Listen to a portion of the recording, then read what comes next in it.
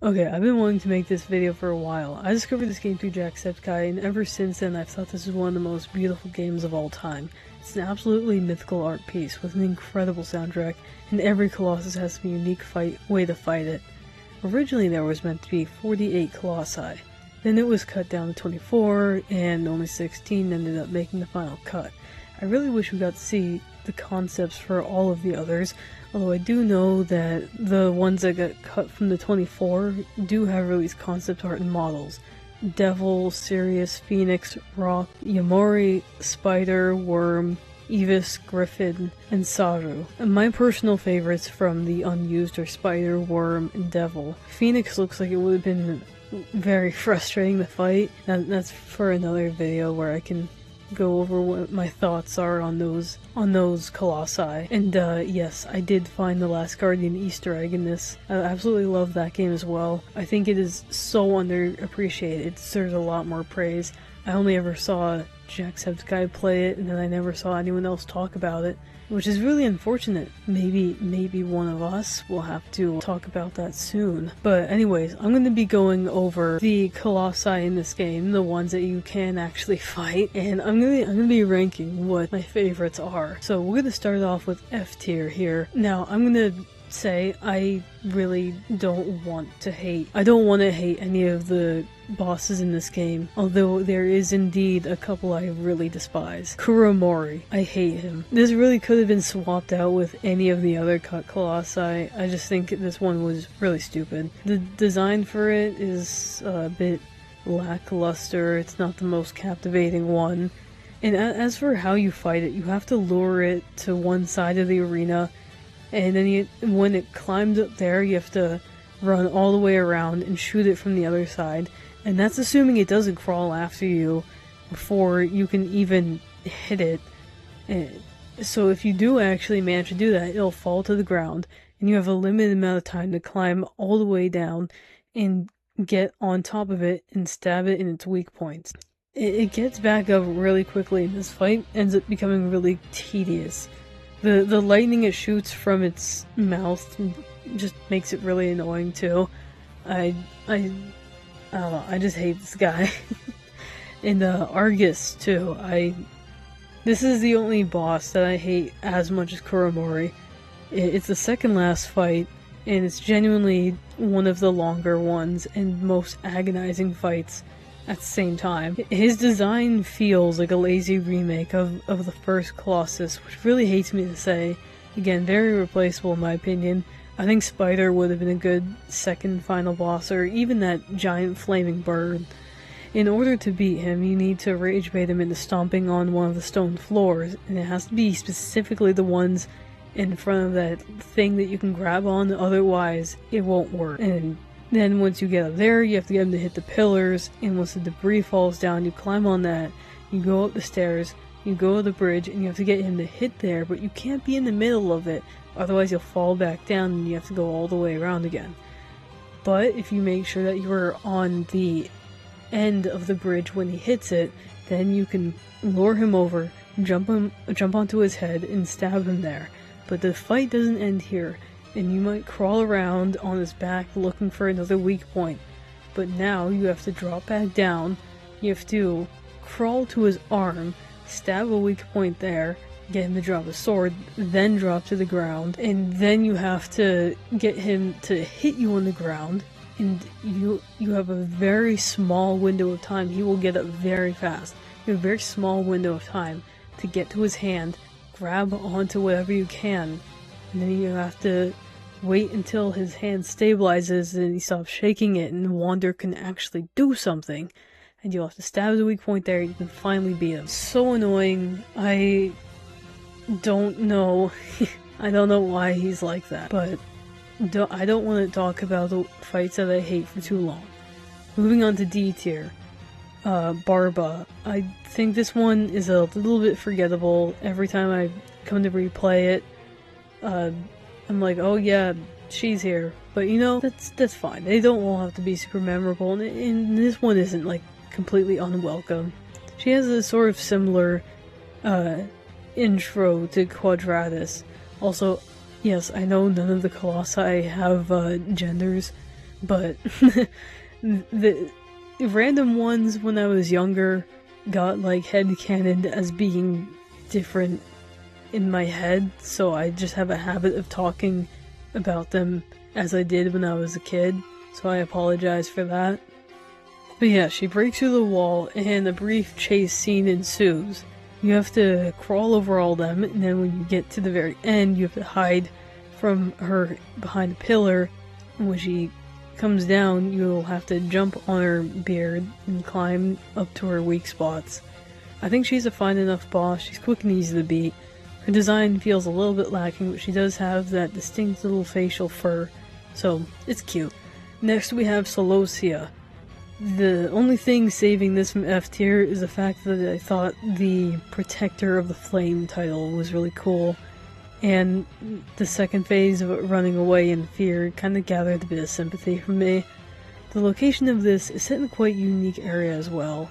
It's this little ditch kind of near the bridge, and when you reach it, you're supposed to climb on top of one of the pillars and get Colossus to ram into that. Then you have to retrieve the stick, climb back up, and that's assuming you can actually do that. You'll likely spend a lot of time of the fight toppled over and stun locked by Colossus' constant ramming. I seriously could not get Wander to stand up for more than 2 seconds half the time. Just made it more satisfying to scare that thing off with the fire and knock it down. I really like its unique design, and I like that it's one of the only other small colossi in this game. Moving on to C tier, Valus. Valus is the only one I have here. I think this is a great intro to this masterpiece of a game.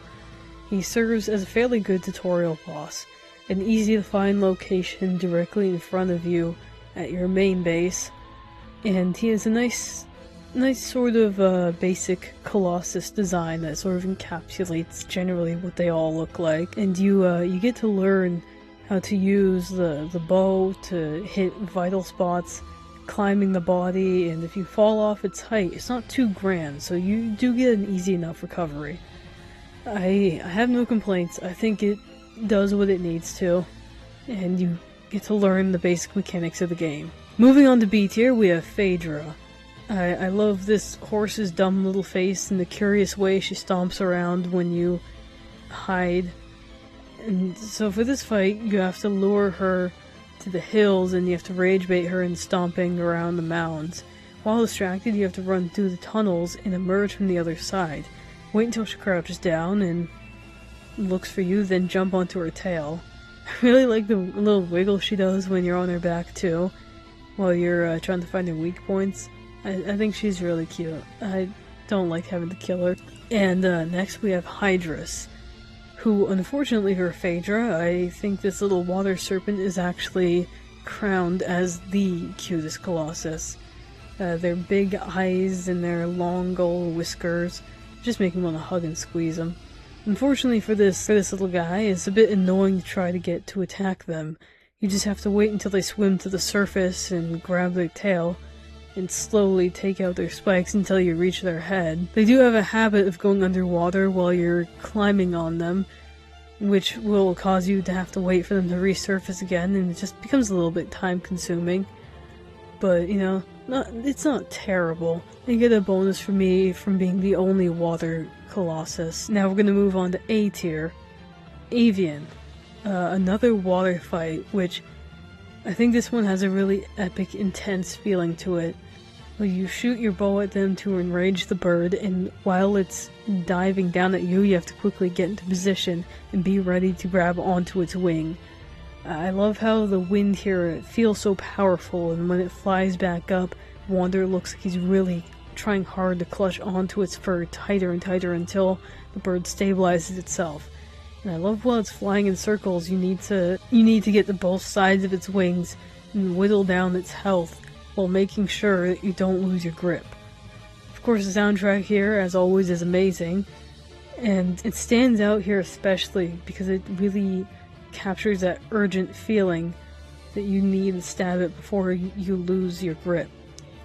Bassaran, one of the more horror-feeling colossi, and in my opinion, I absolutely love the heavy fog environment that this one has. Basvaran is found in his cave, and he'll slowly rise up when he's awoken. Its really long legs and its small eyes and that mountainous body it has give it a really frightening and unique silhouette. Its presence, it's just amazing. This was also the first boss where I got to hear Wander's panic shout for aggro, which I feel like really helped add to his intimidation factor. It'll lift its head and shoot lightning at you and blow up the ground, so you have to be very careful of that. And the way you have to defeat it is to get it to walk over one of the geysers in the environment. However, these are very finicky with how they work, and it's really difficult to actually get it to become unbalanced. When you do, though, you need to shoot the slim openings by its paws and have it fall onto its shell, climb onto its back, and defeat it, and let the sad old tortoise die. Moving on to Durg, it's possibly the most terrifying Colossus, and this one is a snake that hides its body under the sand. The jaws of this creature are sideways, kind of like an insect, which I love that. It's very unique for it. And oh my god, its eyes are terrifying. This is the one that requires you to have aggro on your side, as you'll need to ride them to be able to outrun this rapidly encroaching serpent. When it peeks its eyes over the sand, staring at you with those murderous intent, you'll need to aim and shoot while aggro continues to gallop away. And once it's shot, it'll slam itself into the wall, and you need to climb onto it quickly before it recovers and tries to eat you again. I feel like this fight really strikes a unique amount of terror into the hearts of all the players, and it's unlike any of the other fights. I don't know, I just love it. It's scary, and I like that it requires you to use aggro, because there is other fights that do have aggro in them, but this one is like, you need him, otherwise you're gonna get eaten, and I just love how intense it makes this whole thing feel. Now that we've blasted through all that, we can finally get to the Colossi that I do want to talk about, the S-tier fights. Now, Quadratus. I think this is a very beautiful poster child of the series. I couldn't possibly put this one any lower. Not only is it the second battle, but you'll always see it when you're crossing that bridge after to reach the other Colossi. And the way it bursts through that wall, it's so hype. And it has this like majestic like walk to it too. That massive ram face it has, those huge paws. I believe it's called the mammoth in its translation, but I'm not entirely sure. You'll aim for the undersides of its hooves as it roams around, and once it kneels, you have to ascend to its back. It'll shake its head to try to get you off, and when you kill it, fight's over, and he'll move on to the next. I apologize, I don't have a lot to say about this one. I do love this creature but their actual fight to me doesn't have a lot. I just really love how it's you'll always see its body there, and it's always like, because most of the other ones you're not going to go back to the arena after you fought it, but this one, it does have like that reminder, like that it shows you every Colossus that you defeat, this is what they turn into. And I do like that you can replay the fights when you beat them.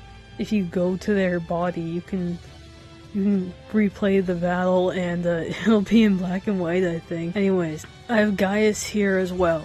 Another one of the more popular Colossi, and yeah, another one of the more popular Colossi of the series.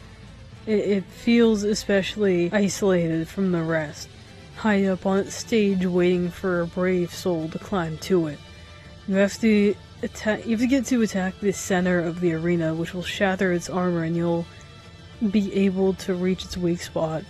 I do like this humanoid's design and how tall he is, and the sword really stands out in the silhouette, especially in his opening scene when he's like using it to help himself get up, and I love the way he like stumbles around, kind of swaying, awakening from those possibly thousands of years of slumber. So now that we have the two popular kids out of the way, Pelagia is next on my list. This one might be my personal favorite out of all 16 of the Colossi. The design of it really gives me the energy of like a fallen prince or a disgraced knight. It slumbers under the water until you arrive, where it'll awaken to defend its resting grounds. If I remember correctly, too, this is the only Colossus to not have eyes. The crown of teeth, too, it always gave me this very haunting imagery, and the fact that they're not all intact kind of seems like this Colossi may have been through a lot more battles than the rest. I'm sure they all had fights that they went through, but this one has some of the most distinct scarring. You'll need to maneuver around to its back while avoiding the beams of lightning that Pelagia forms between its horns, which always looks so cinematic.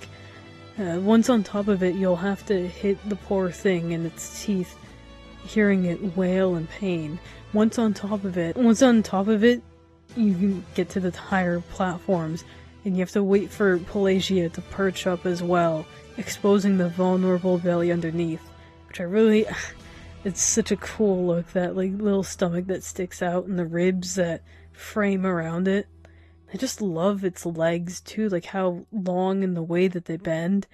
And I appreciate that we never fully see its body either. There remains this layer of mystery to the creature. Next we have Phalanx, which is the largest Colossus of all of them. And quite noticeably, it's also the only one that does not fight back. It's a titanious pacifist that only wishes to soar through the desert skies and bask in the warm serenity. You'll need to slay her, unfortunately, though. Bursting the air sacs underneath her body with your arrows, to which she'll respond by lowering herself to the ground. Aggro will help you catch up to her wings, and yes, I'm gonna glaze the feeling this run gives. Just catching up to this grand creature, the hot winds racing by, and when you finally do get to her, you'll have to make sure you time the jump correctly so you can grab onto her wings and cling to them as she slowly rises back up. Now you'll be able to find her weak points on her back, which her fins will slowly lower when they're drained fully, and when she's defeated she'll fall gracefully to the ground. And now, we're getting to Cenobia, which, quite possibly, I think I can safely say this one's gonna take over for my spot as the favorite, actually. Maybe I just like it more for how clear the personality is with this one. It's the guardian of its own little temple, and when Cenobia awakens because you step in too close, it immediately is enraged at your intrusion, shaking around and jumping down, getting ready to fight you. You'll quickly need to climb the pillars here and use its own anger against it by shooting it and luring it into ramming into each pillar so you can reach the next and the next and the next. Eventually you'll reach a larger building where you can get Cenobia to ram into the pillars holding up that structure one last time, as it'll collapse down onto Cenobia, knocking yourself down as well. And after this enraged fight, this furious bull, Cenobia will struggle to emerge from the debris, and it's clear that their anger has washed away a bit. They're more of a frightened dog than a raging bull now. Their armor has shattered, and for the first time ever, this beast of stone is exposed and vulnerable. As you jump on its back, Cenobia is suddenly hit with the realization that they too are mortal, and they will die if they don't get you away. They sprint around wildly once again, but this time not in rage, but in a final attempt to preserve its once thought to be eternal life. The music here is perfect. Honestly, it had me tearing up watching the fear in this dog's eyes as it tried to shake me away. Cenobia will try to ram into some structures as it did before, no longer directly trying to kill you, but pleading for you to spare it. As you plunge your sword into its back, it will cry out in a panic, thrashing its paws around and struggling to fight back.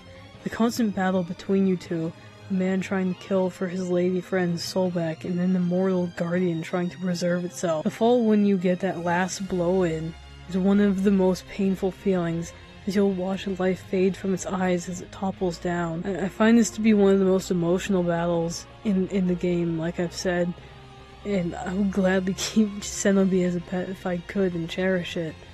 Just the way this creature has such like a liveliness to it, and it's terrified, realizing that it can be killed, and it's almost like it's given itself a feeling of like, my life is so finite, it's so fragile now, and I haven't been appreciating my life. I've just been this stone being for so long that I've never fully lived. I've just been angry and fighting. I want another chance. There's so much characterization in this creature to me. I can't help but love it so much. In the final battle of this game, Malice, absolute cinema in the lead up to it. This finale, you open the gate with your sword's reflection, and the death of your beloved horse. Aggro sacrificed himself, bucking you off so that at least you'd be able to cross and finish your mission. With the somber loss of your companion, there is no time for grief, and the rain comes crashing down, and the mellow theme of the final opponent creeps in. With flames around his arms, Malice stares you down with hate and vengeance in his heart for his fallen brethren. You've both suffered these great losses, and now it's time to finally end this. Malice launches explosive flames at you, and as you sneak around the course, gradually getting closer to him. When you finally reach him, you'll need to climb on top of his long skirt, in the same way that you'd climb any of the other buildings. And when you do reach his back, you'll have to stab him there, and you'll reach his hand around, jump to that, you'll have to climb up his arm, stab his bicep, and jump to his other hand. And I didn't get this part recorded, but I have beat this before. I just got a little bit lazy when I was recording. You'll have to shoot him with your arrow, get to his shoulder, and then climb up to his head, and you'll finally end it. I like his design, I love the environment, and his theme too. I love that it's not grand like the other bosses. It has that depressing feeling to it too, of like, this wasn't a heroic mission and you're losing more than you're gaining by doing all of this, and you're destroying this sacred land for whatever reason. Maybe just for the simple fact that you could not handle that your companion, that your lady had passed on, and you just couldn't accept that. There's such a vague story to this game that I'd love to explore more, because I think it's quite beautiful how they don't like directly tell you anything. But yeah, that's my ranking of the bosses. Cenobia, I think, is my favorite. Such an incredible character, honestly. But yeah, let me know what you guys think, what your ranking of these Colossi are. I'm really interested to see what people have to say about the game and these characters. I'll be trying to make more rankings again. I know I used to say that I didn't like making them, but honestly, it's kind of fun, and it is a good way for me to be able to like quickly go over a bunch of things in games that I enjoy, like obviously the characters, whatever creature, and it's cool. I can kind of go over whatever games I'm into or shows and just touch on that. So yeah, love you guys. Hype the video if you enjoy it. Let me know if you want to see more Shadow of the Colossus thoughts or more games, whatever. And I'll see you next time. Bye. Love you guys.